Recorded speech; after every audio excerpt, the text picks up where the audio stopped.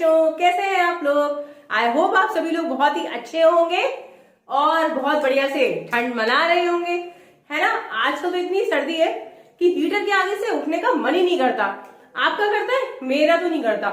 मेरा मन होता है बस हीटर के आगे बैठे रहो, या फिर सब नहाने जाओ अगर सुबह सुबह तो भाई गीजर ऑन होना चाहिए, तभी हम बढ़िया से नहाएंगे। अगर गीजर नहीं है तो थोड़ा सा मन में बड़ा दुख दुख सा होता है कि कैसे नहाए। पर आपने ये सारी फैसिलिटीज, हीटर हो या आपकी गीजर की बात हो, या चलो कोई बात नहीं अगर गीजर ना हो तो हम इमर्शन रॉड की हेल्प से ही जाड़ों में पानी गर्म कर लेते हैं, isn't it? तो इन सब चीजों के बारे में कभी आप लोगों ने सोचा है कि हम लोग क्या करते हैं? हम लोग तो खाली स्विच ऑन करते हैं और हमारा जो पानी है वो गर्म हो जाता है, या फिर हमको हीट मिल जाती है, हीटर हमारा चालू हो जाता है और हमें उसकी गर्मी मिलने लग जाती है और हम थोड़ा कंफर्टेबल फील करने लग जाते हैं। तो कभी आपने बैठे बैठे ये चीज सोची है क्या कि ऐसा कैसे हो जाता है? भाई कौन सा मैजिक है? What is the reason behind? देखो बेटा, कभी भी किसी चीज में मैजिक तो होता नहीं। कहा जाता है ना कि मैजिक है, there is no magic in this world. हर चीज के पीछे कुछ ना कुछ लॉजिक जरूर होता है। और आप भी अगर अपनी रियल लाइफ की चीजों में या डे टू डे की लाइफ में लॉजिक ढूंढने लग जाए तो आपके लिए लाइफ और ज्यादा ब्यूटीफुल हो जाएगी। बिकॉज हम लोग जो भी साइंस पढ़ते हैं वो साइंस हमारी डेली लाइफ में हर जगह कहीं ना कहीं तो अप्लाई होती ही है। तो अगर हम उसको अपने डे टू डे लाइफ में भी अप्लाई करके सोचें तो हम उस पर्टिकुलर चीज को बहुत ही अच्छे से समझ सकते हैं। तो अभी हम लोग वापस से आ जाते हैं अपनी उसी पुरानी बात पे कि क्या आपने कभी सोचा। चलिए, आपने नहीं सोचा तो आपको मैं एक और एग्जाम्पल देती हूँ। कई बार आप लोग मोबाइल फोन को चार्जिंग पे लगा के भूल गए, ठीक है। आपको फोन काफी देर से चार्ज हो रहा है, इसे चार्जिंग पे लगा रखा है, या फिर आप अपने फोन में बहुत ज्यादा हैवी गेम खेल रहे हैं, तब आपका फोन थोड़ा सा हीट अप होने लग गया, गर्म होने लग गया, है ना। तो कभी सोचा है आपने कि इसका रीजन क्या है? हमारा फोन इतना गर्म क्यों पड़ जाता है? या फिर आपका फैन जैसे चलता है तो उसका बीच का पोर्शन अगर आप टच करें तो वो गर्म हो जाता है, या आपकी ट्यूबलाइट या फिर आपका बल्ब या आप कोई भी इलेक्ट्रिकल अप्लायंस की बात करें तो वो हमारी जब वर्क करती है तो थोड़ी देर के बाद all the appliances gets heated up. Why? What is the reason behind? कभी सोचा आपने? नहीं सोचा? तो चलिए आज हम लोग अपने टॉपिक पे चलते हैं। हम बात करते हैं अपने पुराने great scientist James Prescott Joule की। जी yes, he was a very great scientist और उन्होंने इस चीज को जरूर सोचा और उन्होंने इसकी पूरी बहुत डीप रिसर्च करी, बहुत डीप स्टडी करी और तब जाके उन्होंने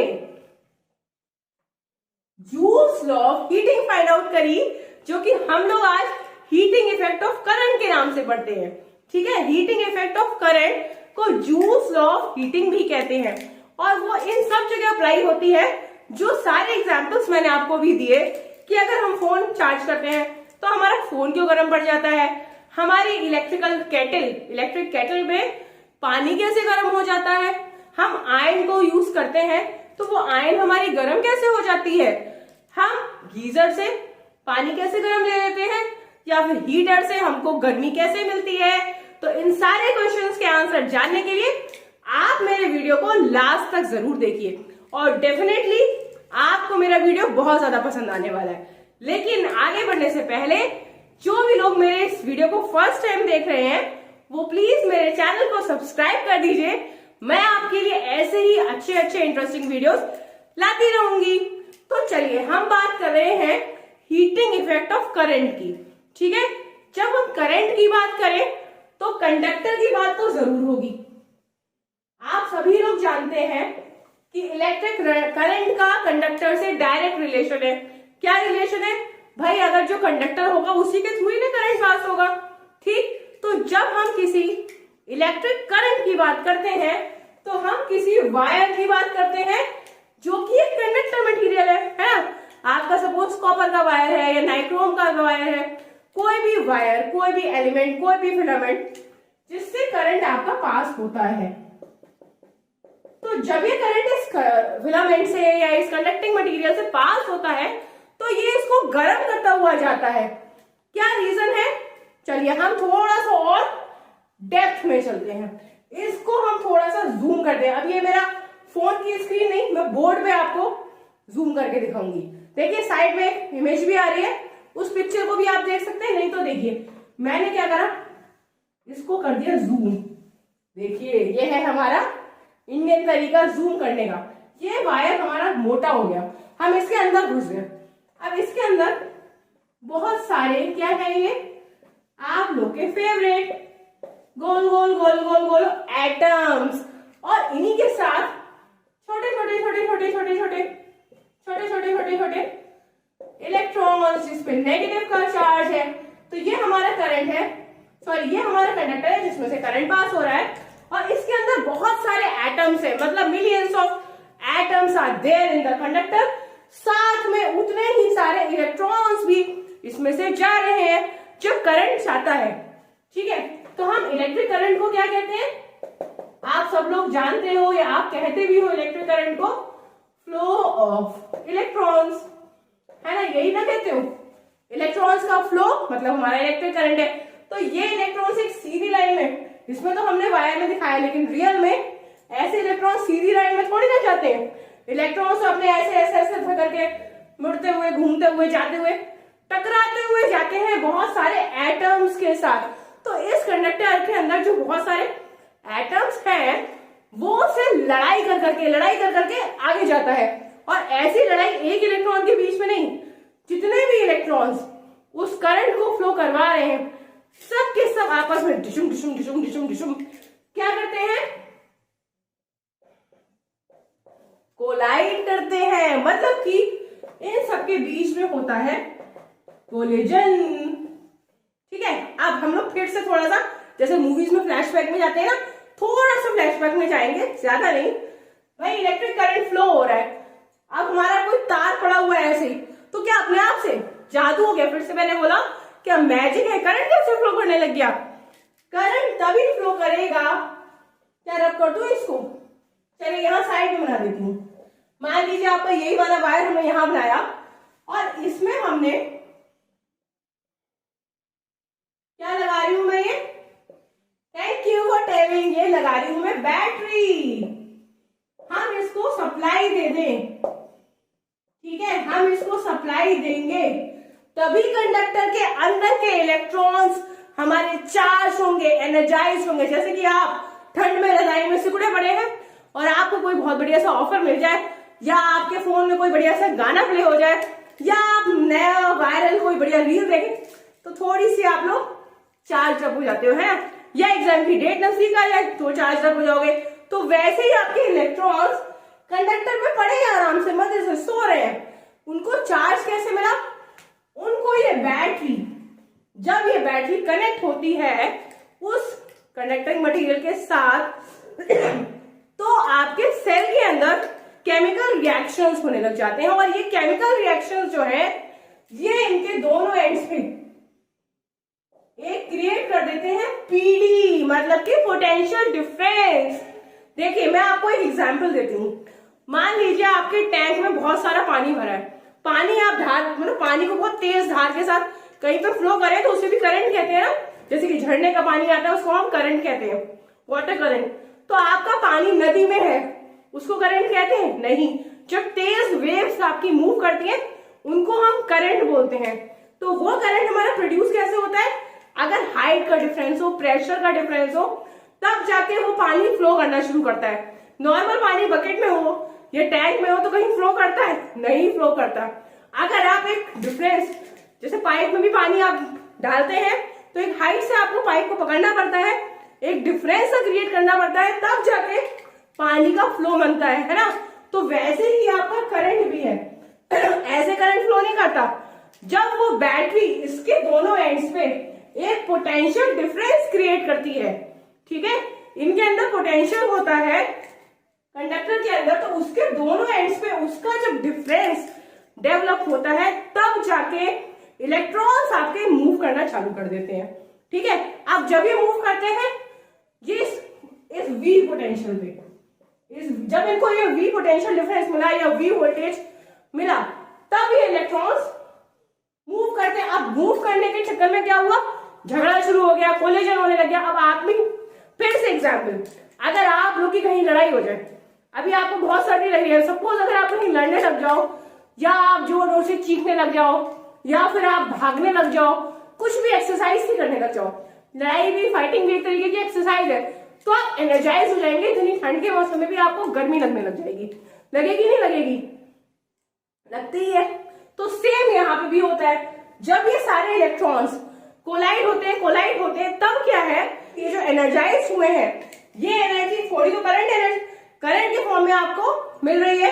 तो अगर कहीं पे इससे कुछ वर्क कराना है तो वो यूजफुल वर्क हो जाएगा करंट में, जैसे कि फैन के ब्लेड्स रोटेट करने लग जाएंगे, या आपका कोई भी और जैसा सर्किट में जिसमें आपको करंट की जरूरत है, मोबाइल फोन आपका वर्क करने लग जाएगा, कंप्यूटर वर्क करने लग जाएगा, वो सारा काम होगा। साथ में वो अप्लायंस गर्म भी हो जाएगी। क्यों? क्योंकि वो एनर्जी का कुछ part it is getting dissipated as heat. ठीक है, इस पर्टिकुलर एनर्जी का और इस वर्क का, ये जो सारा काम हो रहा है, करंट फ्लो कर रहा है, वो अप्लायंस आपकी यूजफुल वर्क कर रही है। साथ में थोड़ा सा पार्ट हीट एनर्जी के रूप में लॉस होने लग जाता है, डेसिपेट होने लग जाता है। तो जो हमारे ग्रेट साइंटिस्ट थे जेम्स प्रेस्कॉट जूल, उन्होंने क्या करा, उन्होंने कहा कि why not we calculate this particular loss heat. ये जो हमारी हीट है जो कि डेसिपेट हो जा रही है, लॉस हो जा रही है, अगर हम इसे प्योरली रेजिस्टिव सर्किट में यूज करें, ठीक है, एक ऐसा सर्किट जहां पे हमारा सिर्फ एक रेजिस्टेंस, एक एलिमेंट, एक फिलामेंट का हम यूज करते हैं, तो वहां पे हम पूरे का पूरा अपनी इस लॉस ऑफ हीट को क्यों ना कैलकुलेट कर पाए और क्यों ना किसी यूजफुल पर्पसेस के लिए यूज कर पाए और उसी का बेनिफिट हम लोग आज उठाते हैं। तो चलिए बोर्ड पे थोड़ी सी जगह कर देती हूँ और हम देखते हैं कि कैसे हम लोग इसको कैलकुलेट कर सकते हैं। बोर्ड पे मैंने एक सर्किट बनाया है जो कि प्योरली रेजिस्टिव सर्किट है। प्योरली रेजिस्टिव का मतलब क्या है? ऐसा सर्किट जहां पे खाली एक फिलामेंट या खाली एलिमेंट हो जो कि रेजिस्टेंस या रेजिस्टिव नेचर का हो। ठीक है, हमारा खाली एक रेजिस्टेंस है और हमने बैटरी से उसको जोड़ा है जो कि इसको पोटेंशियल डिफरेंस दे रही है V। तो इसमें से करंट जाने लग गया I, अब इसमें से कुछ हीट निकलने लगी। ठीक है, तो जब ये हीट निकल रही है हम इसको कैसे कैलकुलेट करें? तो देखिए, जब इस सर्किट में से करंट फ्लो होता है ना, जब इस सर्किट में से करंट फ्लो होता है तो एनर्जी निकलती है, अपना चार्ज एक एंड से दूसरे एंड पे मूव करने लग गया। ठीक है, तो हम कहेंगे कि जब ये काम करने लग गया सर्किट, इसमें वर्क होने लग गया, तो इसका मतलब एनर्जी प्रोड्यूस होने लग गई। तो उस एनर्जी को हम एक तरीके से क्या कह सकते हैं? एक तरीके से पावर जनरेट होने लग गई। तो वो पावर हम क्या कहते हैं? वो पावर हमारी होती है V इंटू आई। होती है कि नहीं होती है? हमारे V पोटेंशियल डिफरेंस में हमें I करंट मिलने लग गया तो हमारी पावर जनरेट होने लगी, जिसको हम इस तरीके से कैलकुलेट कर लेते हैं V इंटू आई। अब सपोज आपकी एक सेकंड में इतनी पावर जनरेट हो रही है, दिस इज इन 1 सेकेंड। एक सेकंड के टाइम में आपकी VI पावर जनरेट हो रही है। तो अगर हम आपसे कहें कि 10 सेकेंड्स में कितनी पावर जनरेट हो जाएगी, इसको आप 10 से मल्टीप्लाई कर देंगे, है ना। ऐसे अगर हम आपसे कहें 20 सेकेंड, 25 सेकेंड, 50 सेकेंड, मतलब कुछ भी टी टाइम में आपकी पावर जनरेट हो रही है, तो उसको आप क्या कहेंगे? Power in T seconds. मतलब आपका कुछ देर तक सर्किट चला, तब तक तो हीट जनरेट हुई ना, तो उस पर्टिकुलर टाइम जब हीट जनरेट होने लग गई तो वो पावर आपकी हो जाएगी ये। तो आपको ये फॉर्मूला मिलने लग गया कि वो जो एनर्जी आपकी निकल रही है जिसको हम हीट कह रहे हैं तो वो हमारी हीट एनर्जी जो है वो है हमारी V इंटू आई इंटू टी। ठीक है, इस तरीके से आप कैलकुलेट कर सकते हैं। अब सपोज इस सर्किट में आपको वोल्टेज पता हो और इस एलिमेंट का रेजिस्टेंस पता हो या फिर आपको इसका करंट पता हो, रेजिस्टेंस पता हो, वोल्टेज ही ना पता हो, मान लो कोई भी दो चीजें पता हो, तो हम क्या कर सकते हैं? इस V को इसमें हम लगा दें ओम का लॉ। ठीक है, आपका ओम्स के लॉ से क्या होता है कि V is equal to I R.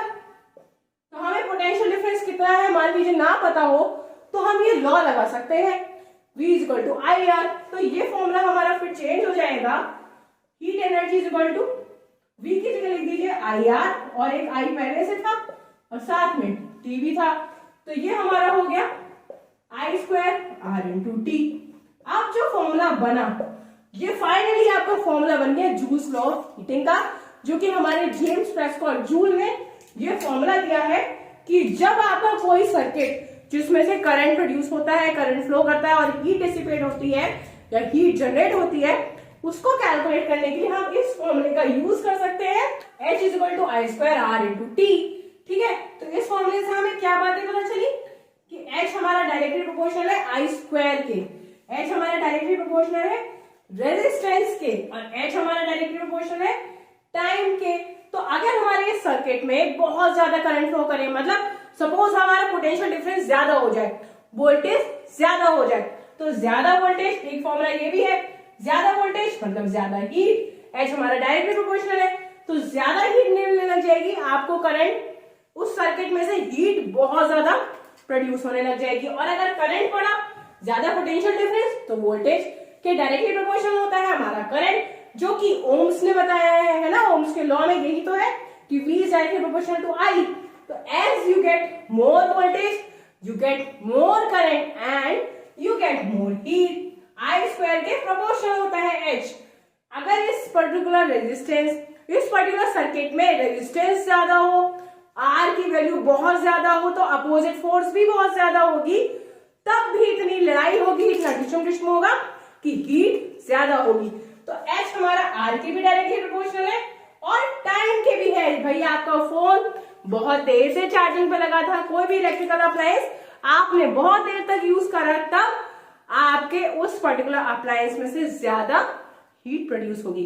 तो हमारा ये हो गया लॉ, ये हो गया इसका डिपेंडेंस। तो आई होप आज का वीडियो आपको बहुत ज्यादा पसंद आया होगा, तो please give a thumbs up and share it to your friends. आज के बाद जो नेक्स्ट वीडियो मेरा आएगा उसमें आपको मैं ये बताऊंगी कि इन पूरे फॉर्मूलेस को हम कैसे यूज कर सकते हैं to find the values, calculate कैसे करेंगे heating law of heating effect of current के बेस्ड। अगर आपको वैल्यूज मिलती हैं, अगर आपको क्वेश्चंस मिलते हैं, तो एग्जाम में आप कैसे उनको सॉल्व कर सकते हैं। ठीक है, तो मिलेंगे अपने नए वीडियो में इसी टॉपिक के सेकेंड पार्ट के साथ। तब तक के लिए you keep learning and keep growing. Bye bye, take care.